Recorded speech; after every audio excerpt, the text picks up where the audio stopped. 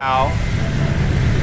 Hey, how are you? All right, in this video today, we're going to talk about the new laws. We already did one, but we're going to do a new one, get to the point right away. The driving and the vapes. It's the hottest topic that people hit me up with right now. So we're going to get into the video and talk directly about the vape law. Yes, there is a law in place now that has banned vapes in Vietnam since the first of the year. It is in fact. They have banned it. I would say 65% of the vape shops have now closed. I thought they would kind of continue. A lot of them, instead of like staying open, I'm worried about paying up to like a $4,000 fine from the Saigon government. They've just taken their supply and then put them to like people that walk around on the streets. So like there is 1 billion ladies in District 1. You can even find them in D2 and then in D3. But they're just walking around the streets now. I imagine if we went over to a Vietnamese neighborhood too, we could probably find a lady selling vapes in quite a few areas if we looked around.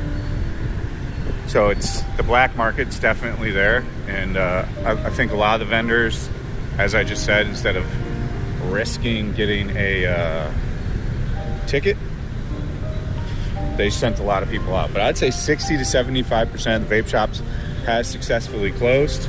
So yeah, it's allegedly a lot harder to get vapes if you use the coil system and like if you need a bunch of the fluid, that's difficult to get. And maybe I think some of the pod systems, but all the disposable ones and all the different kinds are still here. And there's, like I said, about 40% of the vape shops are open. They're toy stores now, so you can vape. Let's quickly get to the next thing. You can still get vapes here. You gotta look around harder. But if you look, you can find for sure. So people are also getting tickets in tourist areas. In Da Nang, I've heard of. And here in Saigon, in District 1. On, I think, Boi Vane, somebody reported to me in a couple other areas.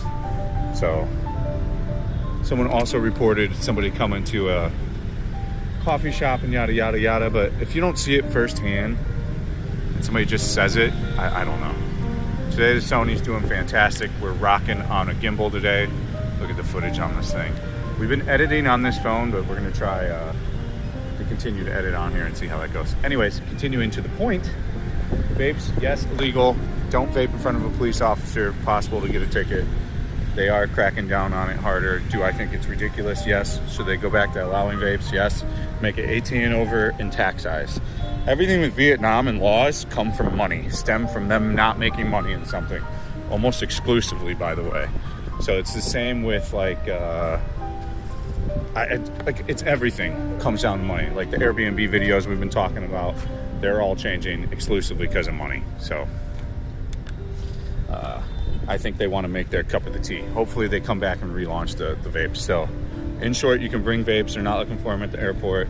I've had multiple reports of tourists getting in with their vapes and doing kind of like whatever they want. So you can do the same.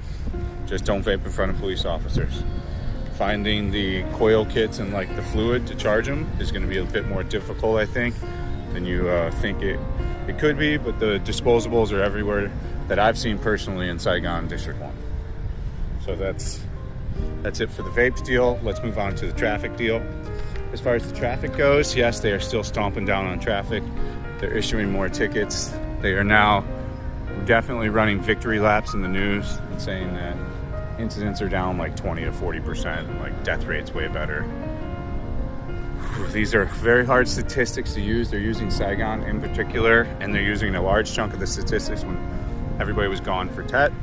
So I don't know how truly effective it is, but so far, still a couple months in, people are still driving more reserved for sure. Thankfully, the old tribe is holding it together for everybody. So meaning pretty much everybody over 40 is still driving how they wanted to and aren't too worried about it. But a lot of people under 30 are reading a lot of news and stuff and definitely worried about people filming them for money and being on cameras and getting sent a ticket.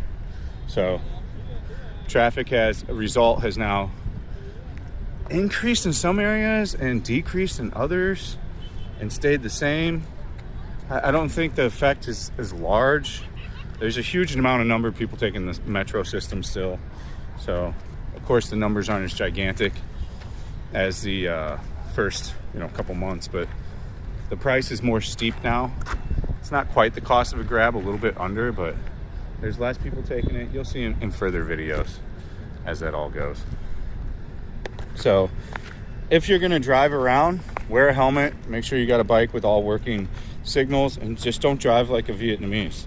I was just in Phao Dinh and we were doing a driving vlog, and we almost watched a white girl like crash 5 times. Like, shout out to the white girl that almost killed herself because she was in a slight hurry to go somewhere. And it was on that big like 4-lane road. It's almost like a highway where all those like nice guarded villas are and stuff. And she kept trying to whiz past people and was going through tolerances that only give you a fraction of an instance to have a mistake. So there's really issue with that. If you haven't been doing it since you've been a little kid, your reaction time is just not going to be, it's just not going to be there. So I don't recommend that you drive like them for safety reasons. I once met a bunch of people, and I think one of the first things they told me is you'll get in an accident for sure, like no matter how experienced you are. Thankfully, we avoided that, but I have been in many accidents already previously in America, so I drive ultra conservatively, and I'm pretty good about that stuff. So yes, traffic laws are still a real deal. Yes, they're pulling people over. Yes, the fee's going to be more. As far as having a license here, difficult to get if you don't have a TRC, pretty much impossible. So unless you have a TRC, you're not going to be getting a license here. As far as the international licensing, either, they don't really give a shit. And as far as shaking you down for money if you don't have a license and get pulled over, depends on what you're doing, and you need to learn how to negotiate, man. Like, this is all up to you as a foreigner. They're going to try for crazy numbers. Somebody was claiming some ridiculous number of 30 million, which I highly doubt they would ever ask anybody for that. But you start negotiating. You go like, for one, I've already given you advice on this. You should only have like 500K in your wallet. So they can make a decision to have you go to the ATM or take the 500K. Now you need to be adjusted up to 2 million. So you need to have 2 million on you and be willing to part ways with 2 million. But these are things I've covered in other videos, so we're not going to digress on these exact dealios. So, yes, you can vape. Yes, you can bring them in. Yes, they are cracking down on giving tickets if you're flaunting your vape use in front of police. I'm sure it's to run more statistics in the newspapers. This is how a lot of places, in governments work. They just want to have better statistics and better stats. It's okay. I understand, their methodology, but like I said, in my opinion, just collect taxes is the best way to do this, and make sure they're over 18. Card them, get their legal ID, use the scanner. They have a scan system, and let's get back to business, because all that's happening now is you got the underground market. And then as far as driving, I do recommend if you get a TRC to get the license. Of course, if you don't, just drive normal and be regular. I hope you guys enjoyed the video. There's a shit ton of additional content over on the Patreon, which will come up here if I remember to put it on there. I've been editing and doing everything off the phone that it's shot on, so I've been forgetting to put end screen stuff, but a lot of stuff over on Patreon. Of course, I live stream, and yeah, we got a Discord. You'll figure out how to get there. As ever, thanks for watching. Stay frosty. We'll see you on the next one. Peace out.